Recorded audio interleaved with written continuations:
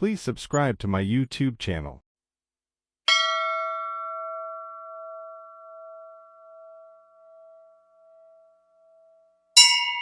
தில்லை அம்பலத்தை ஆள்கின்ற உமைபாகன் பொற்பாதம் போற்றி வணங்கவும். திருச்சிற்றம்பலம். இந்த டைகான் சேனல் உறவுகளுக்கு அன்பு வணக்கம். நான் உங்கள் ஜோதிடர் சத்யதாஸ் கபிலன். அனைவருக்கும் என் இனிய பொங்கல் நல்வாழ்த்துக்கள். இன்று நம்ம பார்க்க போகிற பதிவு, உங்கள் வாழ்க்கை துணை எந்த நட்சத்திரம் எந்த ராசியில் அமையும் அப்படின்றதான். அது ஒவ்வொருத்தருக்கும் வாழ்க்கை துணை திருமணம்ன்றது ரொம்ப முக்கியமானது. அதில் இப்போ தை பிறந்துச்சு. நிறைய பேர் திருமணத்துக்கு திருமண யோகம் இருக்கிறவங்களுக்கு வரன் பார்க்க ஆரம்பிச்சிருப்பீங்க. ஸோ எந்த மாதிரி நட்சத்திரங்கள்லாம் நமக்கு வாழ்க்கை துணை அமைஞ்சால் சிறப்பாக இருக்கும், யோகமாக இருக்கும், அதிர்ஷ்டம் உடையதாக இருக்கும், எப்பொழுதும் இணை பிரியாத தம்பதிகளாக இருப்பாங்க அப்படின்றத பற்றியான ஒரு புரிதல் நமக்கு தேவை. ஸோ அதற்கான ஒரு எளிய ஒரு சூட்சுமங்களை விளக்கத்துக்காக தான் இந்த பதிவு. ரொம்ப சுருக்கமான பதிவு. பொதுவாக நமக்கு வாழ்க்கை துணை எந்த நட்சத்திரம் இருந்தால் நல்லாயிருக்கும், சிறப்பாக இருக்கும் அப்படின்றது, எந்த நட்சத்திரம் தான் நம்மளுக்கு வாழ்க்கை துணை அப்படி அமையும் அப்படின்றத பற்றி நம்ம புரிஞ்சுக்கிறதுக்கான ஒரு தேடல் தான் இந்த பதிவு. பொதுவாக வாழ்க்கை துணை அப்படின்றது கலத்திரஸ்தானம் சொல்லக்கூடிய 7ஆம் இடம். 7ஆம் வீட்டை பொறுத்து தான் நமக்கு வாழ்க்கை துணை அமையும். அதுதான் நமக்கு வாழ்க்கை துணை எப்படி, நம்ம திருமண வாழ்க்கை எப்படி, இணையப்படியாத தம்பதிகளா அப்படின்றத தீர்மானிக்கக்கூடிய இடம் அந்த 7ஆம் இடம். அந்த 7ஆம் இடம், அந்த 7ஆம் வீட்டு அதிபதி, அவங்க நின்ற நட்சத்திரம், நட்சத்திர அதிபதி, இதை பேஸ் பண்ணி தான் நமக்கு வாழ்க்கை துணை அமையும். இதில் நிறைய பேர் லக்னத்துக்கு மட்டும் குறிப்பாங்க. இது லக்கணம் மட்டும் இல்லை, நம்முடைய ராசிக்கும் சம்மந்தப்பட்டது.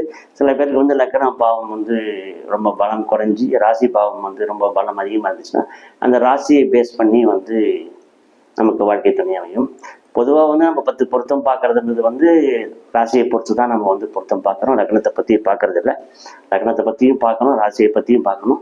எது வலிமையாக இருக்குதோ அதை பேஸ் பண்ணி நம்ம பொருத்தம் பார்க்கணும் அப்படின்றது தான் அதனால தான் பஞ்சாங்கத்தை பார்த்தோ அரைக்குறையமாக இந்த ஆன்லைனில் திருமண பொருத்தங்கள் அப்படின்னு சொல்லிட்டு ஆன்லைனில் ஃபீட் பண்ணி வச்சுருக்காங்களே, அதை பார்த்து நம்ம பொருத்தம் பார்த்து திருமணம் பண்ணக்கூடாதுன்றது என்னுடைய மேலான ஒரு அட்வைஸ். அது அதை கொஞ்சம் ஃபாலோ பண்ணிங்க. ஏன்னா லக்ன ரீதியாக பொருத்தம் பார்க்கணும். 2 பேருக்கும் புத்திர சந்தான பாக்கியம், மாங்கல்ய பாக்கியம், 2 பேருக்குமான இணை பிரியாத ஒரு அந்யோன்யம், இதெல்லாம் இருக்குதான்றது லக்ன ரீதியாகவும் ஆராய்ச்சி பண்ணக்கூடிய ஒரு விஷயம். 10 பொருத்தம் இருந்தாலும் லக்ன ரீதியாக 2 பேருக்கும் அந்த மாதிரியான ஒரு அற்புதமான ஒரு இணைவு இருந்துச்சுன்னா அந்த ஜாதகங்களை இணைக்கலாம் அப்படின்றது தான் ஜோதிட தத்துவம். ஸோ அந்த வகையில் இப்போ ஒவ்வொரு தருக்கும் நம்மளோட வாழ்க்கையத்தின் எந்தெந்த நட்சத்திரத்தில் அமையும், எந்தெந்த ராசிக்காரர்களுக்கு எந்தெந்த நட்சத்திரத்தில் அமையும் அப்படின்றத பற்றி நம்ம பொதுவாக பார்ப்போம். இப்போ மேஷ லக்னம் அல்லது மேஷ ராசி, இவங்களுக்கு 7ஆம் இடம், 7ஆம் வீட்டு அதிபதி சுக்கிரன். இப்போ லக்னமானா லக்னத்தை பேஸ் பண்ணோம், ராசியாக இருந்தால் ராசியை பேஸ் பண்ணணும். இப்போ நம்ம ஃபஸ்ட்டு நம்ம லக்னத்தையே பேஸ் பண்ணிப்போம். ராசின்றதை நம்ம செகண்டரியாக வச்சோம். ஏன்னா பொதுவாக லக்னத்துக்கு தான் பவர் அதிகம். ஸோ அந்த லக்னத்தை பேஸ் பண்ணியே நம்ம கலத்திரக்காரகன்னு சொல்லக்கூடிய 7ஆம் வீட்டு அதிபதியை பேஸ் பண்ணி சொல்லணும். இதில் ரொம்ப முக்கியமான 2 விஷயம் இருக்குது. ஆண்களுக்கு சுக்கிரனுடைய இருப்பிடத்தை பொறுத்தும், பெண்களுக்கு செவ்வாயுடைய இருப்பிடத்தை பொறுத்தும் அவங்களுடைய வாழ்க்கை துணை சிறப்பாக அமையும். ஆண்களுக்கு சுக்கிரன், பெண்களுக்கு செவ்வாய். இதுதான் அவங்க கலத்திரத்தை தீர்மானிக்கக்கூடிய மிக முக்கியமான கிரகங்களாக அமைவாங்க. ஸோ அவங்களுடைய இடத்தையும் நம்ம பேஸ் பண்ணி தான் நம்ம வாழ்க்கை துணையை தேர்ந்தெடுக்கணும் அப்படின்றத நம்ம மனசில் வச்சுக்கணும். இப்போ நம்ம மேஷ லக்னத்துக்கு இருக்கும். மேஷ லக்னத்துக்கு 7ஆம் வீட்டு அதிபதி சுக்கிரன். இப்போ அந்த சுக்கிரன் உங்களுடைய ராசி கட்டத்தில் எந்த இடத்தில் இருக்கிறாரோ அந்த வீட்டு அதிபதி, அந்த வீடு சம்பந்தப்பட்ட வீடுகள் தொடர்புடைய இடத்துல அந்த மாதிரி ராசியிலேருந்து உங்களுக்கு வரன் அமையும். இன்னொரு விஷயம், அந்த வீட்டு அதிபதி சுக்கிரன் ஏறிய நட்சத்திரம், எந்த நட்சத்திரத்தில் ஏறி இருக்காரோ அந்த நட்சத்திரத்தினுடைய அதிபதி. இப்போ உதாரணத்துக்கு ஒரு சுக்கிரன் ஒரு 4ஆம் இடத்துல இருக்காருன்னு வச்சுங்க. மேஷத்துக்கு 4ஆம் இடம் கடகம். கடகத்தில் இப்போ பூச நட்சத்திரத்தில் சுக்கிரன் இருக்கா அப்படின்றது ஒரு உதாரணத்துக்கு வச்சோம்னா இது ஆண்களுக்கானது. இந்த பூச நட்சத்திரத்துக்கான அதிபதி சனி பகவான். சனி பகவான் எங்க நின்றாரோ உங்களுடைய ராசியில அந்த ராசியில உங்களுக்கு வரன் அமையும். பெரும்பாலும் அப்படி நம்ம கனெக்ட் பண்ணணும். கொஞ்சம் குழப்பமாக தான் இருக்கும். கொஞ்சம் 2-3 வாட்டி நீங்கள் கேட்டீங்கன்னா அது புரியும். ஸோ 7ஆம் வீட்டு அதிபதி ஏறிய நட்சத்திரத்தில் அதிபதியினுடைய ராசிகளில் வாழ்க்கை துணை அமையும். 7ஆம் வீட்டு அதிபதி என்ற வீட்டுக்கான அதிபதி எந்த ராசியோ அந்த ராசியினுடைய வரணும் அமையும். அப்படிதான் நம்ம எடுத்துக்கணும். இப்போ மேஷ ராசிக்கு சுக்கிர பகவான், ரிஷபராசிக்கு செவ்வாய் பகவான். இதெல்லாம் சொல்றது 7 களத்திரஸ்தானத்துக்கான அதிபதிகள். அதை நீங்க நான் சுருக்கமா சொல்றேன், அதை பார்த்து.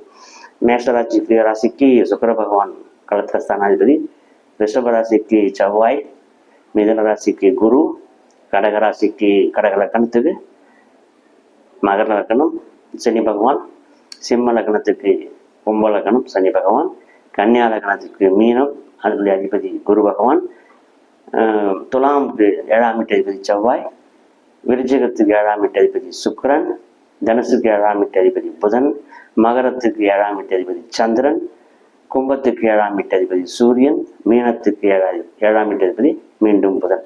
ஸோ அந்த நட்சத்திரம் இந்தந்த லக்கணத்துக்காரங்களுக்கு அந்த 7ஆம் வீட்டு அதிபதியுடைய பேஸு அவங்க உங்களுடைய ராசி கட்டத்தில் அந்த அதிபதி நின்ற வீடு, அந்த வீடு வந்து உங்களுக்கு எந்த வீடு அந்த ராசியில வந்து உங்களுக்கு வாழ்க்கை துணை அமைச்சா, அது ஆணா இருந்தாலும் பெண்ணா இருந்தாலும், ஆணுக்கு பெண் பெண்ணுக்கு ஆண் அப்போ இருந்துச்சுனாக்கா வந்து உங்களுக்கு வாழ்க்கை துணை ரொம்ப சிறப்பாக இருக்கும். இணை பெரிய ஜோடியாக ஒரு எப்பவுமே இன்பம் பயக்கக்கூடிய ஒரு வாழ்க்கை துணையா அது இருக்கும் அப்படின்றத வந்து நீங்க தெளிவாக புரிஞ்சிடும். அதுக்கேற்ற மாதிரி இது வரைக்கும் திருமணம் ஆகாதவங்களுக்கு வரன்னு தரும்போது இவங்களுடைய லக்கணம் அந்த 7ஆம் வீட்டு அதிபதி அதை பேஸ் பண்ணி ஆண்களாக இருந்தாக்கா அவங்க சுக்கிரன் என்ற வீடு, பெண்களாக இருந்தாக்கா செவ்வாய் என்ற வீடு, அந்த ராசிக்கான அதிபதி அந்த ராசிக்கு அந்த கிரகத்துக்கு ஏறிய நட்சத்திரம். உதாரணத்துக்கு வந்து இப்போ நான் சொன்ன மாதிரி வந்து சுக்கிரன் வந்து கடகத்தில் இருக்காருன்னா அவர் பூச நட்சத்திரத்தில் ஏறினாங்க. அந்த பூச நட்சத்திரத்துக்கான அதிபதி சனி பகவான் அந்த ராசிகளிலும் வரன் அமையும். இதெல்லாம் வந்து ஒரு லிங்க், ஒரு 3-4 லிங்க் நம்ம அதில் போனோம்னாக்கா அந்த சூட்சம் தெரியும். இப்படி அமைஞ்சோம்னாக்கா வாழ்க்கை துணை அவங்க ரொம்ப சிறப்பாக இருக்கும். நல்லா ஞாபகம் வச்சுன்னா ஆண்களுக்கு சுக்கிரன் என்ற இடத்த பார்க்கணும், 7ஆம் வீட்டு அதிபதி எங்க நிற்கிறாருன்னு பார்க்கணும், அந்த வீடு ஏறிய நட்சத்திரம், அந்த வீட்டு அதிபதி. இந்த லிங்க்ல ஏதாவது ஒரு இடத்துல ஒரு ராசியில வந்து உங்களுக்கு வாழ்க்கை துணை நிச்சயமா அமையும். இப்படி அமைஞ்சதுன்னா 50-60% ஜோடிகளுக்கு வந்து மகிழ்ச்சியான வாழ்க்கை அமையும். அதுல வந்து மற்ற விஷயங்கள்லாம் இருக்குது. 2 கட்டத்துக்குமான புத்திர பாக்கியம், மங்கல்ய பாக்கியம், மற்றது அந்த ரஜ்ஜு பொருத்தம், இது எல்லாத்தையும் நம்ம வந்து அது தீர்மானமா பார்த்தா அதுதான் நம்ம பொருத்தம் பார்க்குறோம், கட்டத்தை பார்க்குறோம். லக்ன ரீதியான பொருத்தம் சிலதெல்லாம் வந்து லக்ன ரீதியாகவே மேட்சிங் ஆகிடும். ஸோ அப்படியும் பார்க்கணும். அதனாலதான் வந்து கண்மூடித்தனமா நீங்க அந்த ஆன்லைன்ல பார்த்து இந்த ஆன்லைனில் பொருத்தம் பார்க்குறது அப்படின்றது வந்து அது எல்லாமே வந்து கம்ப்யூட்டரில் ஃபீட் பண்ண ஒரு விஷயம். நீங்கள் அதை பார்த்தீங்கன்னா உங்களுக்கு ஏமாற்றம் தான் வரும். ஸோ வாழ்க்கை காலங்காலமாக இருக்கக்கூடிய கடைசி வரைக்கும் நம்ம கூட இருக்க போகிற ஒரு வாழ்க்கை துணை நம்ம இறுதி வரைக்கும் அவங்களுக்கு ஒருத்தருக்கு ஒருத்தர் அவங்க மட்டும்தான் இருக்க போகிறாங்கன்றது வந்து நம்ம நாளைக்கு பிள்ளைங்க பிறந்தாலும் அவங்கவுங்க கல்யாணம் ஆகி அவங்கவுங்க குடும்பமாகி தனித்தனியாக போயிடுவாங்க. கடைசி வரைக்கும் அப்பா அம்மாவும் கொஞ்ச நாள் தான் இருப்பாங்க. நமக்கு துணையாக இருக்குது ஆணுக்கு பெண்ணும் பெண்ணுக்கு ஆணும் துணையாக இருக்கிறதுக்காக தான் அந்த திருமண பந்தமே வந்து ஏற்படுத்தப்பட்டது. ஸோ அந்த திருமண பந்தம் இறுதி வரை மகிழ்ச்சியாகவும் நிம்மதியாகவும் சாந்தமாகவும் ஒரு முன்னேற்றகரமானதாகவும் திருப்தியாகவும் இருக்கணும்னா நம்மளுக்கு அமையக்கூடிய வரன் வாழ்க்கை துணை எந்த நட்சத்திரத்தில் அமையணும் அப்படின்றத வந்து நம்ம வந்து ஒரு ஜோதிடருடைய ஆலோசனை பிரகாரம் நீங்கள் அதை திருமணம் பண்ணிட்டா ரொம்ப சிறப்பாக இருக்கும் அப்படின்றது தான் வந்து இந்த பதிவுடைய நோக்கம். நல்லா ஞாபகம் வச்சுங்க.